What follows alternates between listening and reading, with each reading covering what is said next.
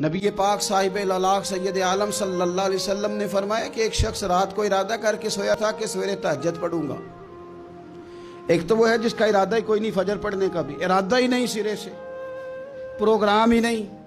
उसको पता चल गया कि डॉक्टर ने कहा था 7-8 घंटे सोना है, तो अब वो टाइम देख रहा है 2 बजे सो रहा हूँ, 10 बजे उठ जाऊंगा। उसकी बीच में नींद है, सेहत है, डॉक्टर की तंबी है, पर फजर तो शामिल ही नहीं।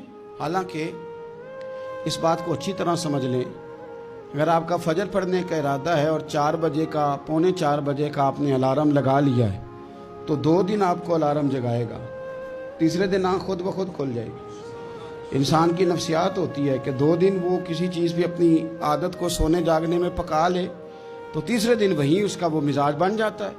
तो अगर नीयत ही नहीं, इरादा ही नहीं, प्रोग्राम ही नहीं, तो कैसे आँख खुलेगी? बल्कि फिर तो ये होता है कई दफ़ा आँख खुल भी जाती है, बंदे उठ भी जाते हैं पर उठते ही नहीं, नमाज का वजू ही नहीं करते, आगे बढ़ते ही नहीं, हिम्मत ही नहीं करते। लेकिन हुजूर क्या फरमा रहे हैं? करीम महबूब अलैहिस्सलाम फरमाने लगे, जिसका तहज्जुद पढ़ने का इरादा था लेकिन नींद गालिब आ गई, उठ नहीं सका। हुजूर फरमाते हैं नींद तो अब इसने पूरी कर ही ली है ना, पर इरादा था तहज्जुद पढ़ने का। तो महबूब फरमाते हैं नींद रब की तरफ से सदका हो गई और तहज्जुद का भी अल्लाह ने सवाब अता फरमा दिया। इरादे साफ करे, पक्के करे, नीयतें खरी रखे, नीयत साफ रखे, इखलास पैदा करे, तो फिर तो घर में बैठे बैठे बड़ी नेकियों का सवाब मिलता है। फिर तो अपने घर के अंदर मौजूद रहने पर भी इससे बड़े बड़े लंबे सफरों का सवाब मिलता है। हजरत अनस बिन मालिक रदी अल्लाह तआला अन्हु फरमाते, हम तबूक से वापस आ रहे थे तो नबी पाक अलैहिस्सलाम ने फरमाया, हमारे कुछ भाई हैं भाई जो बैठे मदीने में हैं, पर हमने जो घाटी भी तय की, जो सफर भी तय किया, वो हमारे साथ ही थे। बैठे कहाँ हैं? मदीने में, पर हमने जितना सफर तय किया वो साथ ही थे।